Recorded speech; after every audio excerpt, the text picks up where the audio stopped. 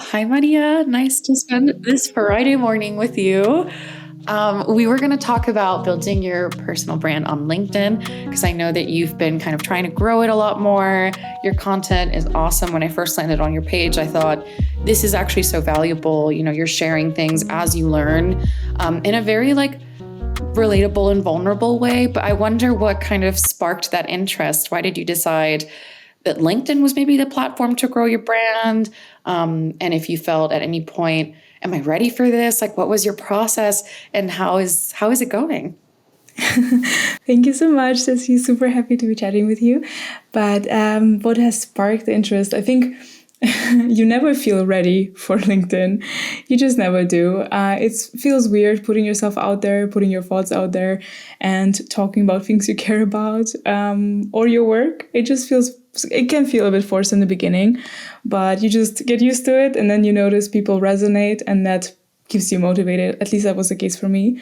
And what sparked the idea, I think it was a mix of things. I actually looked up my first ever post before this meeting, just in case. And it was about a YouTube video that I watched about delivering a good presentation, because I was preparing at uni, preparing to deliver a talk about something. And I was watching on YouTube how to give a good presentation.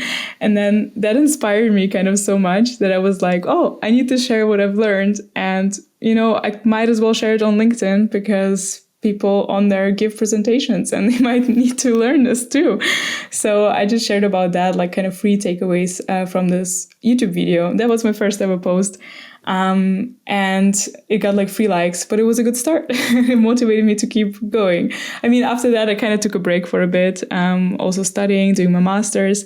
And then once I finished my master's, what was really the starting point of my brand was, or writing consistently was, this point of the transition period between my master's ending and looking for my first full-time job. And I think that's also a period that where most people would start writing on LinkedIn. You're looking for a job. You need to kind of show to potential employers that you know what you're doing, that you're very interested and passionate. That was kind of the initial idea. And I started writing about productivity and time management, and also Notion specifically, because I was super passionate about that. But yeah, that was the first spark for me.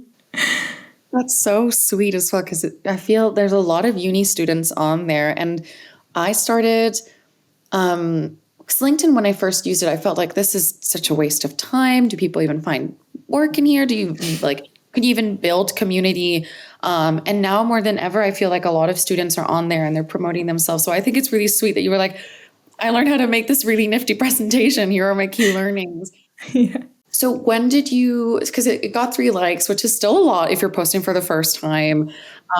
What kind of, did you always get words of encouragement? Did anybody kind of step in and challenge your thoughts? Or were can you maybe show us how to do this? What sparked you to keep going besides just oh, I think I need to show people that I'm marketable in this way? Or I don't know if that question makes sense, but. Yeah, I think it was a mix of things.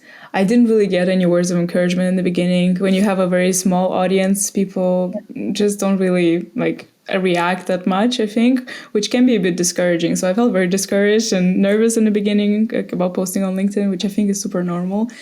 And I just knew probably no one will read this, but I still kind of had this feeling that I want to share, and this need to share what I have learned. And I think that is a super important point, that you have to feel like you know something and that is might be valuable to others, and you want to share it so that they learn as well, and maybe also get their opinion if they want to share their opinion.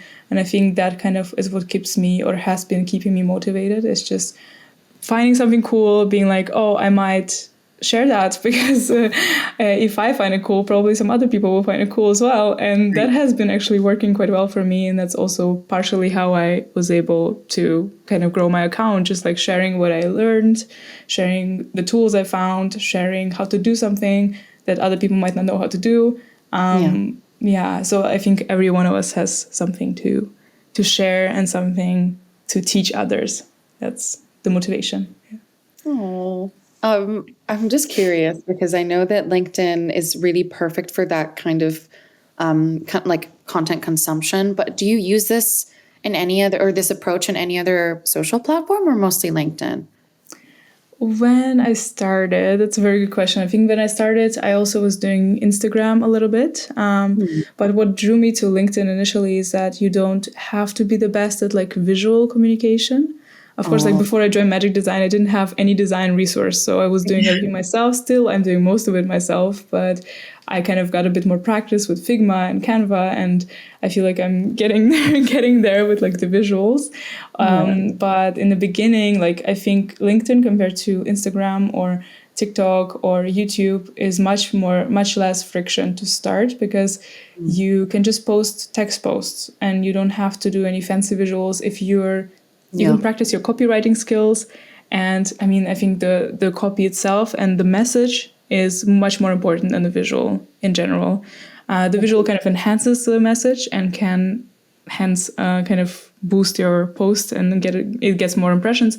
But I think I've seen also a lot of text-only posts that, perform super well if the person knows how to, speak to the right audience, target the right, pain points, and communicate effectively. So I think that's a great platform to start, LinkedIn, because it teaches you how to write and how to communicate your thoughts in a like engaging way. So I did Instagram and LinkedIn, but then kind of kept mainly LinkedIn because it was just too time consuming doing 3 platforms at the same time and the visual aspect of it as well. And I do feel like certain platforms require different, like they're very needy in their own way. Yeah. And if you don't have the time, it can just really consume you. But that's such an interesting point. The whole, like you're almost just dependent on one foundation, which is just very clear, articulate language on LinkedIn. And it's true, a lot of it is mostly text. Is that a skill that you had beforehand? Like, did you feel very confident in your writing? Or was it as you started posting more and you saw more engagement that you were like, actually, I'm doing this convincingly enough. I'm good at copywriting. Is that something you've enjoyed that's come out of that experience? Copywriting is really an ongoing battle. I feel like there hasn't been a day where I was like, wow, my copy is like lit. It's doing the work. I feel like you can always tweak it a little bit. You can always make it better. Sometimes I read something super engaging and I'm like, why am I not like this? Why can't I write like this? I think like, being, amazed or inspired by other people's content, it's going to happen all the time. I feel like my copywriting skills have improved a lot, like since I started writing on LinkedIn specifically, because you really have to think, how do I make this engaging? How do I make this content digestible? You can write a huge blog of text, but people skim, they don't read really anymore, most people. And you have to be also, I think you have to write in a way, when you write, you have to think, if I were to see this post on my timeline, would I take the time to read it, and why? And is the first line engaging enough for me to stop the scroll and read the post? So I think that really teaches you how to get better. So I wouldn't say, I mean, I did my master's in marketing, so I did try to learn, and I do learn copywriting still a lot.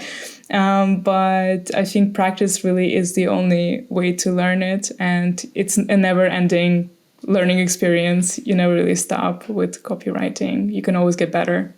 So I'm not the best, but I'm trying my best and I'm learning. So I think that's enough. Yeah. You've been very brave putting yourself out there, and I know that a lot of people want to give voice to their ideas. So, taking these steps can be overwhelming. And like you said, you just have to learn, and practice is the best way to do that. And copywriting, I don't know, everything in life is fluid, not just language, but language especially can shift so much by preference, by location. So writing very well and to try and tailor that to specific people is just, you need to make sure you're speaking true to your values. And if you convey that in an honest way, I think